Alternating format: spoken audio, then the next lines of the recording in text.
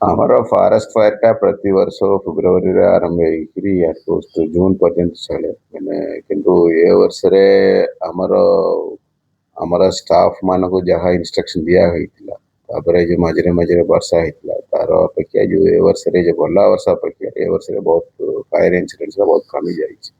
Last year ଆପଣ ଦେଖିବେ ପାଖାପାଖି 29,000 ପାଖରେ ଆମର ଫାୟାର ପଏଣ୍ଟ ଆସିଥିଲା। କିନ୍ତୁ ଏ ବର୍ଷରେ 19,000 ପାଖରେ ଆସିଯାଇଛି। ଆଜି ଗଲା ଏପ୍ରିଲ ଶେଷ ହବାର ଅଛି। ଆମର ମେନଲି ମେ ମାସରେ ବେଶୀ ମାନେ ମ୍ୟାକ୍ସିମମ୍ 700-800 ହେଇଯାଇଛି। ଗଲା ବର୍ଷରେ ଅଛି, ତା ପୂର୍ବରୁ ବି 2-3 ପଏଣ୍ଟ ଆସିଯାଇଛି। 3,000 ଦିଏ ମାନେ 2,000 ପାଖରେ ଆସିଯାଇଛି, କିନ୍ତୁ ଏ ବର୍ଷରେ ବହୁତ କମିଯିବ ବୋଲି ଆମେ ଆଶା କରୁଛୁ। যেটা ଅଛି current trend.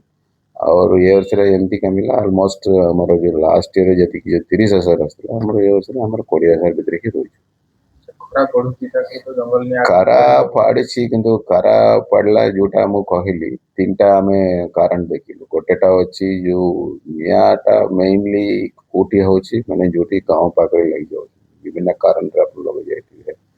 May B due to ଯୋଉ ତାଙ୍କର ଯୋଉ ମାଗୁଆ କଲେକ୍ସନ ପାଇଁ ହେଇଥିଲା ବିଗିନିଂରେ ଟିକେ କେନ୍ଦ୍ର ପତ୍ର ପାଇଁ କିଛି ଲୋକ ଆଣ୍ଟି ସୋସିଆଲ ଲୋକ ହେଇଥିଲେ, କିନ୍ତୁ କିନ୍ତୁ ଏବେ ତ ସେଟା ପୁରା ହେଇଗଲା ମାଗୁଆ କଲେକ୍ସନ ବି ଅଲମୋଷ୍ଟ ସରିଗଲା, କିନ୍ତୁ ସେଟା ବେଶୀ ପ୍ରୋବ୍ଲେମ ନାହିଁ, ସେଥିରେ କିଛି ପ୍ରୋବ୍ଲେମ ନାହିଁ। ଆଉ ମେନଲି ଯୋଉ ଗାଁ ପାଖରେ ଆସିଥିଲା ଆଉ ଯୋଉଠି ରୋଡ ପାଖରୁ ଯାଇଥିଲା, ଯୋଉମାନେ ଗାଡିରେ ଚଲେଇଲା ବେଳେ ବିଡି ଫିଙ୍ଗି ଦେଲେ, କିଛି ଲୋକ ରୋଷେଇ କରିକି ଛାଡ଼ିଦେଲେ, ସେଟାକୁ ଆମେ ଟାର୍ଗେଟ କରିବା ପାଇଁ କହିଲେ। ଯୋଉଟା ଆମର ହନରେବଲ ମିନିଷ୍ଟର ବି କହିଲେ ଏଟା ମେନଲି ଆପଣଙ୍କର ଷ୍ଟାଫ ମାନେ ଭିତରେ ଯାଇକି ଲିଭେଇ ଦଉଛନ୍ତି, ସେଟାକୁ କଣ୍ଟ୍ରୋଲ କରିବା ପାଇଁ ଆପଣମାନେ ଟିକେ ରୋଡ ପାଖରେ। ତେଣୁ ଆମେ ଯୋଉଠି ଯେତେବେଳେ ଆରମ୍ଭ ହଉଛି ସେତେବେଳେ ବି ଆମେ ବନ୍ଦ କରିଦଉଛୁ। ସେଥିପାଇଁ ଏ ବର୍ଷରେ ଆମର ନମ୍ବର ଅଫ ପଏଣ୍ଟସ ବି କମିଗଲା। और तार जी पॉइंट्स निया लगिला तार रेस्पॉन्स भी आम बहुत कम, मैंने बहुत अधिक मैंने ऑलमोस्ट 99-100% प्रतिदिन मेरा केते पॉइंट आसला जनाई दूसरी।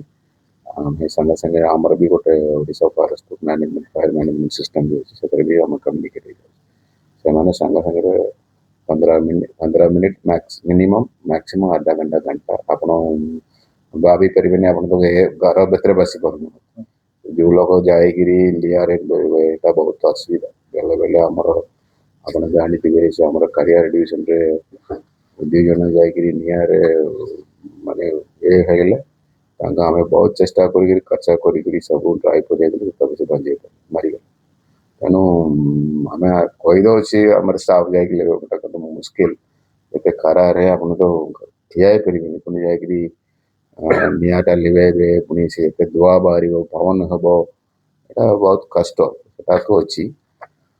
ତଥାପି ଆମର ଏ ବର୍ଷ ବହୁତ କମିବ ବୋଲି ଆଶା କରୁଛି। ତୁଳନାରେ ଯଦିଓ ମାନେ କମିଛି ଏ ବର୍ଷ, କିନ୍ତୁ ଏବେ ବି ପ୍ରତିଦିନ ପଏଣ୍ଟ ଟୁ ପଏଣ୍ଟ ଇନକ୍ରିଜ ହଉଛି। ନମ୍ବର ପଏଣ୍ଟଟା ଆପଣ ଦେଖିବେ 200 ଭିତରେ ଆସୁଛି, 200 ଭିତରେ ଆସୁଛି, ବେଳେ ବେଳେ ଆସୁଛି। ଆମର 2ଟା ଡିଭିଜନରେ ଯୋଉଟା କହୁଛନ୍ତି ସତ କହୁଛନ୍ତି, 2ଟା ଡିଭିଜନରେ ଟିକା ଦିଆଯାଉଛି।